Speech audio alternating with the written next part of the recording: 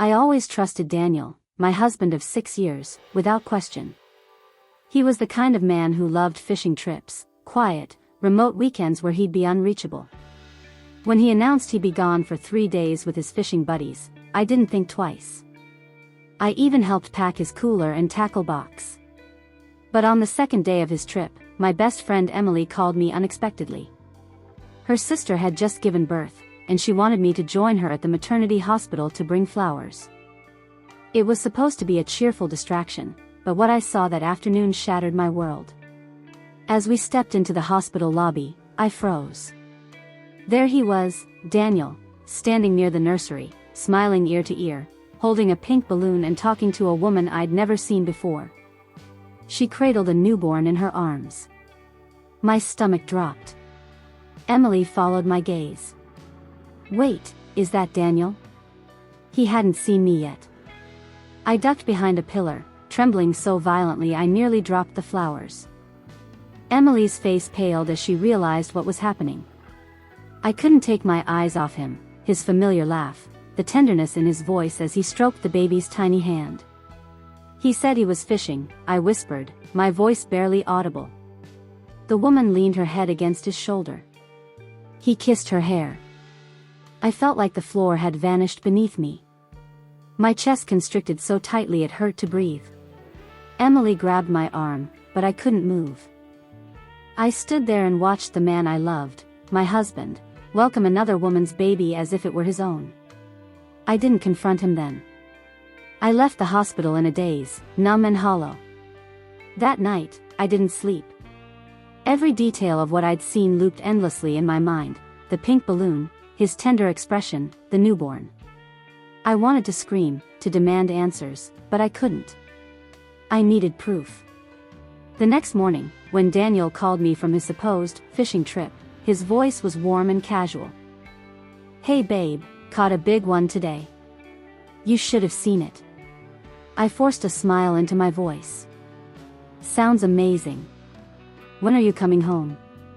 Tomorrow night.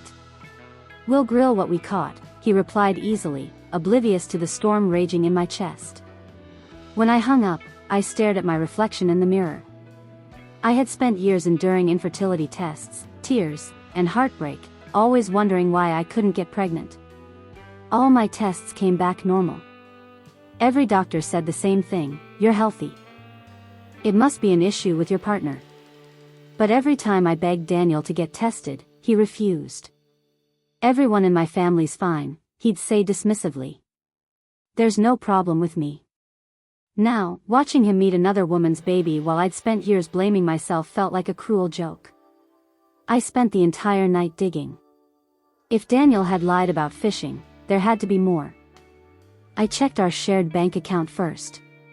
Nothing unusual, no mysterious charges or hotel bills.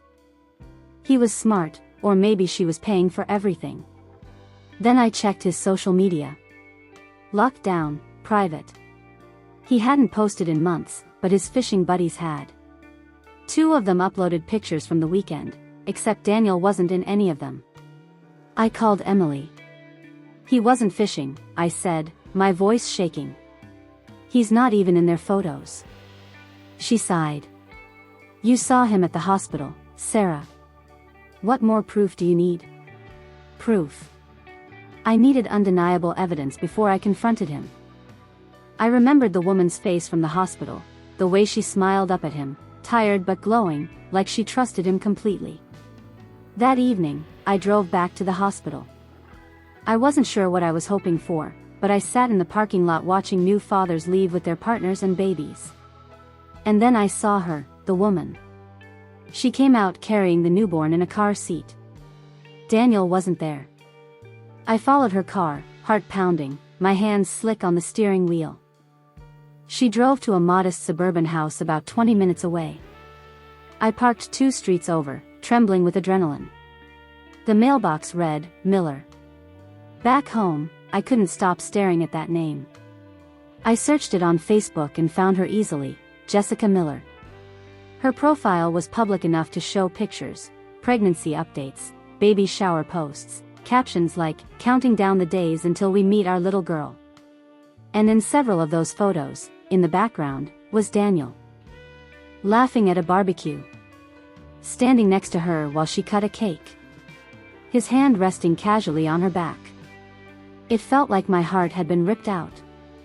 All those nights I cried over negative pregnancy tests, he'd been smiling in someone else's photos, building a secret family I never knew about. I wanted to wake him up and scream, but I didn't. Instead, I waited. He came home the next evening, smelling like campfire smoke. He kissed my forehead as if nothing had happened. "How was it?" I asked, forcing my voice steady. "Perfect," he said, grinning. Cleared my head. Just what I needed. I nodded, my hands clenched so tightly they hurt. Later that night, while he showered, I took his phone. No passcode change. His messages were clean, too clean. Either he deleted them or used another app. But then I found it, a hidden folder in his photo gallery. Inside were pictures of him holding the baby. One caption stopped my heart cold. "Welcome to the world, Emma. Daddy loves you." I dropped the phone. My entire body went cold. He wasn't just cheating. He was claiming her baby as his own. I didn't sleep a single second that night. I lay next to Daniel, staring at the ceiling, listening to his steady breathing. Every time I closed my eyes, I saw that photo, him holding her baby, captioned, "Daddy loves you." By morning, I'd rehearsed what I would say 100 times, but when he stumbled into the kitchen, yawning and smiling like nothing was wrong, all my words tangled in my throat. "Coffee?" he asked casually, reaching for the pot. "Who is Jessica Miller?" I blurted. He froze. His back stiffened, but he didn't turn around. The silence stretched painfully before he finally spoke. "Where did you hear that name?" "I saw you," I hissed, my voice trembling. "At the maternity hospital. Holding her baby." Slowly, he turned to face me. His expression shifted from shock to anger in seconds. "You followed me? Don't you dare make this about me!" I shouted, slamming my hands on the counter. "You lied about a fishing trip to meet another woman's baby, and you called yourself daddy." He ran a hand down his face. "Sarah, it's not what you think." "Oh, really?" "Because what I think is that while I've been crying over infertility treatments, blaming myself, you've been playing house with someone else." His jaw tightened. "You don't understand." "I understand enough." I snapped. "For years, I begged you to get tested. I thought something was wrong with me. But it was you, wasn't it? You're the reason we couldn't get pregnant." That hit him like a punch. His eyes darted away. His silence was answer enough. "You knew?" My voice cracked. "You knew and you let me torture myself thinking I was broken?" He slammed his coffee mug down so hard it shattered. "I didn't want to know," he shouted. "And yeah, fine, I didn't get tested. But Jessica, she's different. She loves me." I laughed bitterly, tears streaming down my face. "She loves you? She doesn't even know who you really are. Did you tell her you're married?" His face paled. That silence was deafening. "Oh my God," I whispered, backing away from him. "She doesn't know." Daniel stepped forward, desperation creeping into his voice. "Sarah, listen, this doesn't have to ruin us. We can work through this." I stared at him like he was insane. "You fathered a child with another woman and lied to both of us. There's no working through that." And then, just as I said it, the baby's photo flashed in my mind. A horrible realization sank in. What if she isn't even his? I wiped my tears and glared at him. "You want to talk? Fine. Then you're getting tested today." His face twisted. "What?" "You heard me," I said coldly. "You're getting a fertility test. If you refuse, I'll tell Jessica everything. Right now." His fists clenched at his sides, but he didn't argue. For the first time in years, I saw fear in his eyes. Daniel stared at me, his face pale and rigid. "I'm not doing a damn test," he growled. I crossed my arms, shaking but determined. "Then I'll call Jessica right now." I held up my phone. His eyes went wide. "You wouldn't. Try me." My voice didn't waver this time. "You've lied to me for years, Daniel. You let me think I was broken while you were out there playing daddy to someone else's baby. Either you take the test, or I call her and tell her exactly who you are." For a long moment, he didn't move. Then he swore under his breath and grabbed his jacket. "Fine. You want a test? Let's go." The ride to the clinic was dead silent. He stared out the window the entire time, jaw clenched, while I sat rigidly, gripping my phone like a lifeline. At the clinic, he filled out the paperwork begrudgingly, shooting me glares as if I were the one who had betrayed him. I didn't care. When the nurse called his name, I almost felt a grim sense of relief. He disappeared into the back while I waited in the lobby, my heart pounding so hard I could feel it in my throat. The next 2 days were hell. He barely spoke to me, retreating into his man cave like a sulking child. I slept in the guest room, staring at the ceiling, wondering how I'd ended up here, married to a man who could look me in the eyes and lie without flinching. Finally, the results came in. We sat in the doctor's office, the air thick with tension. Dr. Reynolds, a soft-spoken man in his 50s, looked at us gravely. "Daniel," he began, "your test results indicate that you have non-obstructive azoospermia." I blinked. "What does that mean?" The doctor folded his hands. "It means you produce no viable sperm. This is often caused by a childhood illness or genetic factor. Daniel, based on your medical history, it's likely due to the mumps you had at age 8. I turned to Daniel in stunned silence. His face went sheet white. "So," I whispered, "you've always been infertile?" Dr. Reynolds nodded. "Yes. It's not something that can develop later in life. This has been the case since puberty." I felt like the air had been sucked out of the room. All those years. All the tests. All the nights I cried thinking I was the problem. And all along, it was him. Daniel shot to his feet. "This is wrong," he snapped. "I have a kid." The doctor frowned. "That would be biologically impossible." I slowly turned to Daniel, my voice icy. "That baby isn't yours." His face twisted in disbelief. "No. No, Jessica wouldn't." I laughed bitterly. "Wouldn't cheat? You mean like you?" He staggered back, looking like he'd been punched. I stood up, my hands trembling. "Congratulations, Daniel. You blew up our marriage for a baby that isn't even yours." We drove home in silence. Daniel gripped the steering wheel so tightly his knuckles were white. I stared out the window, numb. When we got inside, he slammed the door so hard the frame rattled. "This test is wrong," he shouted, pacing like a caged animal. "Jessica wouldn't lie to me." I turned to him slowly, my voice low but sharp. "Like you didn't lie to her? Or to me?" He froze. For a moment, he had no answer. "I'm calling her," I said, pulling out my phone. Daniel lunged forward, grabbing my wrist. "Don't you dare." I yanked away, glaring at him. "You don't get to tell me what to do anymore, Daniel. You lied to me for years, humiliated me, and now you want to protect her?" His shoulders slumped. He looked broken. "Please, Sarah. I need to talk to her first. Just give me one chance." I stared at him, disgusted. "You had your chance. Now it's my turn." Before he could stop me, I dialed Jessica's number. It rang twice before she answered, her voice cheerful but tired. "Hello? Jessica?" I said, my tone cold. "This is Sarah. Daniel's wife." There was a sharp intake of breath on the other end. His wife?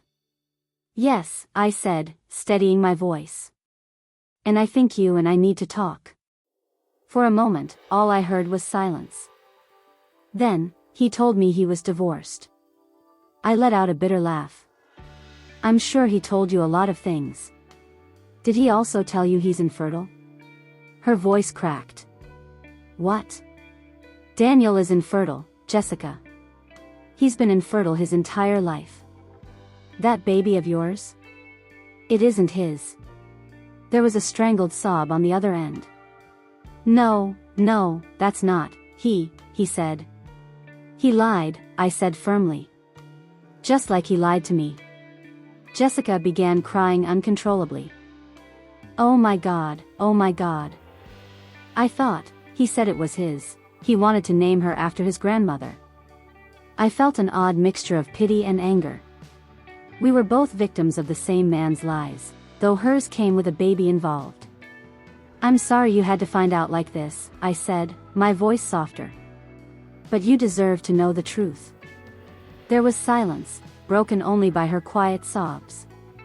Then, through the tears, she whispered, I want him out of our lives. Both of us. I glanced at Daniel. He'd gone pale, frozen in place like he'd been hit by a truck. He heard every word.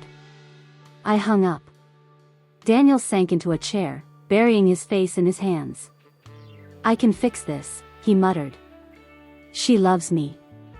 She'll forgive me. I stared at him in disgust. No, Daniel. She won't. And neither will I. For the first time, I saw it hit him.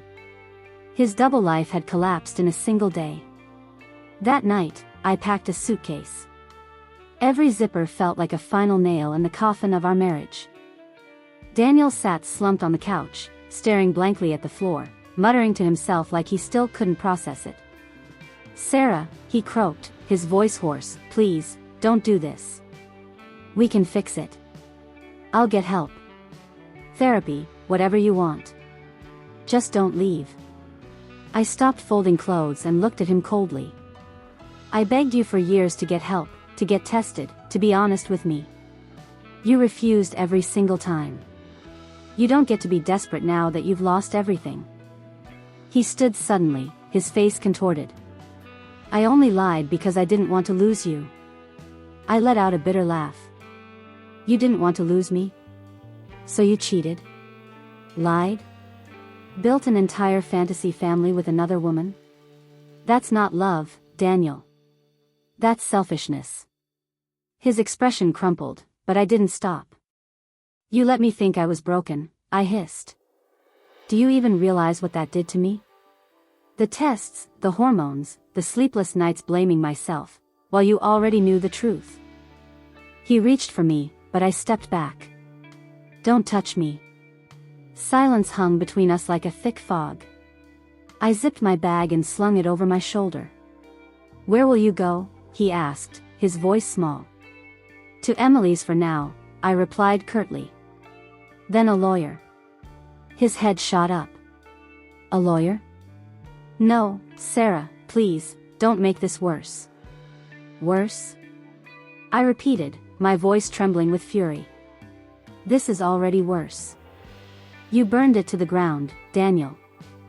I turned and walked toward the door, but his voice stopped me. She's lying, he said suddenly, desperation dripping from every word. Jessica's just angry. The test, it's wrong. That baby is mine. I whirled around. Are you listening to yourself? The doctor said you've been infertile since childhood. Science doesn't care about your denial. He punched the wall, leaving a dent. No. She wouldn't do that to me. I flinched but held my ground. Maybe she did. Maybe she didn't. Either way, you deserve each other. With that, I opened the door and walked out. His voice followed me down the hall, cracking and raw. Sarah, don't leave me. Please. I didn't look back. When I got to Emily's, I collapsed into her arms. For the first time in days, I sobbed freely, shaking uncontrollably. You did the right thing, she whispered, stroking my hair. Through tears, I choked out, "He's lost everything. Jessica's gone. I'm gone. He's finally alone." Emily hugged me tighter. "Good. Now it's time to think about you for once." The next morning, I called a divorce lawyer. Saying the words out loud, "I want to file for divorce," felt surreal but liberating. My lawyer, Ms. Grant, was calm and efficient. She'd seen this 100 times before, but to me, it was the end of a world I'd built brick by brick. We went over finances, assets, the house. "Given the infidelity and the emotional harm caused, you have strong grounds," Ms. Grant assured me. "We'll make sure you get what's fair." While she drafted the paperwork, my phone buzzed with messages from Daniel, pleading, apologizing, even threatening. "Daniel, please come home. We can talk. Daniel, I made a mistake. I'll do anything. Daniel, if you go through with this, you'll regret it." I muted him. Later that day, Emily forwarded me a screenshot from Jessica's Facebook. My jaw dropped. Jessica had posted a public status. "To everyone who's been asking, Daniel is not the father of my baby. I was lied to, just like his wife. I've cut all ties with him. Please respect my privacy as I move forward for my daughter's sake." The comments were brutal. Friends and family calling Daniel a manipulative fraud, others tagging him by name and tearing into him. It was spreading like wildfire. Emily smirked when she showed me. "Looks like she's not holding back." I almost felt bad for him. Almost. That evening, Jessica herself called me. Her voice was shaky but stronger than before. "Sarah. I just wanted to say thank you," she said quietly. "For what?" I asked, confused. "For telling me the truth. If you hadn't called, I would have raised Emma thinking Daniel was her father. He even convinced me to put his name on the birth certificate." My stomach turned. "Are you getting it changed?" "Yes," she said firmly. "And I've already blocked him everywhere. He showed up at my house screaming yesterday. I called the cops. They gave him a warning." "Good," I replied. "He deserves worse." Jessica exhaled shakily. "I'm so sorry you went through this too. He told me you couldn't have kids. Made it sound like you'd left him over it. He lied about everything." I closed my eyes. "That's what he does." There was a pause. Then Jessica's voice hardened. "I hope he ends up with nothing." "So do I," I whispered. After the call, I felt a strange sense of camaraderie with her. Two women burned by the same man, now pulling the pieces of our lives back together. When I told Ms. Grant about Jessica's post, she smiled thinly. "That helps your case." "A lot." For the first time since this nightmare began, I felt hope. By the end of the week, Daniel's life was unraveling publicly. Jessica's Facebook post had gone viral in our town. People whispered about him in grocery stores, old friends unfollowed him, and his own family stopped defending him. I learned from a mutual acquaintance that he'd been staying in a cheap motel after Jessica changed her locks and I filed for divorce. His fishing buddies? They ghosted him too. Meanwhile, Ms. Grant moved fast. We filed the paperwork citing infidelity, emotional distress, and public humiliation. Since the house was in both our names but I had paid most of the mortgage, she was confident we'd secure it for me. When Daniel was served, he exploded. He showed up outside Emily's place, pounding on the door until she threatened to call the cops. I peeked through the curtains and saw him, disheveled, wild-eyed, screaming my name. "Sarah! You can't do this to me." His voice cracked. "I love you. I made a mistake." I stood in the hallway, trembling, while Emily dialed 911. By the time the police arrived, he was gone. The next day, I got a call from Jessica. "You won't believe this," she said, exasperated. "He tried to break into my garage last night. My neighbor caught him on camera." "What is wrong with him?" I muttered. He's desperate, Jessica replied. The cops said if he does it again, they'll press charges. Part of me wondered how the man I once loved had turned into this unrecognizable mess. But another part of me, the part still raw from years of lies, felt cold satisfaction. When we finally saw each other in court for the preliminary hearing, Daniel looked awful. His once neatly trimmed beard was scruffy, his shirt wrinkled. He wouldn't even meet my eyes. Ms. Grant leaned over and whispered, "This is going to be easy." The judge reviewed the evidence, screenshots of Jessica's posts, my fertility test records, and the doctor's confirmation of Daniel's lifelong infertility. His head dropped lower with each exhibit. When the judge asked if he contested anything, Daniel mumbled, "No, Your Honor." I walked out of that courthouse lighter than I'd felt in years. But then, that evening, he texted me one last time. "Daniel, you ruined my life. Are you happy?" I stared at the screen for a long moment before replying. No, Daniel. You ruined your own." I blocked his number. The final divorce hearing came 6 weeks later. Daniel didn't even show up. His lawyer handled the paperwork, and just like that, our marriage was over. The judge awarded me the house, my car, and a portion of his retirement savings. He walked away with nothing but his personal belongings. I should have felt triumphant, but mostly I felt free. That night, I stood in my empty bedroom, the one I'd once hoped would become a nursery, and felt the weight of everything I'd endured. The fertility treatments, the lies, the hospital, the betrayal. For the first time in years, I wasn't crying. Emily brought wine. "To new beginnings," she toasted, clinking her glass against mine. "To finally being done with him," I replied, a small smile tugging at my lips.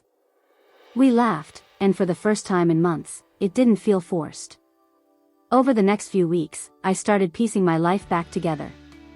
I went back to my yoga classes, picked up painting again, and even met with a therapist who specialized in betrayal trauma. She helped me unpack years of guilt I'd carried for something that was never my fault. One afternoon, Jessica messaged me out of the blue. "Jessica, Emma's doing great. Thank you again for everything." I filed to remove Daniel's name from her birth certificate. "It's official now." "I'm glad. You both deserve a clean start." She sent a photo of Emma, tiny fists curled, sleeping peacefully. For a brief moment, I felt a strange pang of what could have been. But it wasn't sadness anymore. It was acceptance. Meanwhile, Daniel's spiral deepened. I heard from a mutual friend that he'd lost his job after showing up late too many times. Apparently, his boss had seen Jessica's viral post and didn't want the drama around the office. It was like watching someone set fire to their own life, then wonder why they were surrounded by ashes. One evening, as I sat on my back porch watching the sunset, Emily turned to me. "You ever think about dating again?" she asked gently. I chuckled softly. "Not yet. I need to remember who I am first." And for once, that didn't scare me. I wasn't in a rush. For the first time in a long time, I was okay being alone. A full year passed before I realized I hadn't thought about Daniel in weeks. Not in that gut-twisting, heart-wrenching way I used to. I'd sold the house, too many memories, and bought a cozy townhouse across town. Smaller, simpler, but filled with sunlight and peace. I painted the walls myself, planted herbs on the windowsill, and reclaimed every inch of space for myself. Jessica and I kept in touch occasionally. We weren't friends, not exactly, but there was a quiet respect between us. Two women who had survived the same storm and come out stronger on the other side. Emma was walking now. She sent me a picture of her toddling toward the camera, grinning with two tiny teeth. It made me smile. As for Daniel, he'd become a whisper, an awkward footnote in conversations. I'd heard he moved out of state. No job, no ties, no custody battles to fight. He disappeared into the background, exactly where he belonged. One spring afternoon, I sat in the cafe near the park, sipping tea and sketching designs in a new art journal. A man at the next table struck up a conversation about the book I was reading. His name was Marcus. He was kind, soft-spoken, asked questions without pushing too hard. I smiled, gave him my number, and that was it. No pressure. No expectations. When I walked home that evening, I thought about the woman I used to be, the one who cried quietly in bathrooms after another failed pregnancy test, who begged her husband for honesty he never intended to give. I grieved for her. But I also celebrated her. Because she survived. She picked herself up from the wreckage of lies and betrayal, and she built something beautiful. Me. I'm not broken. I'm not less of a woman because I couldn't have a child or because someone else betrayed me. I'm whole. On my own terms. And that's the kind of freedom no one can ever take from me again.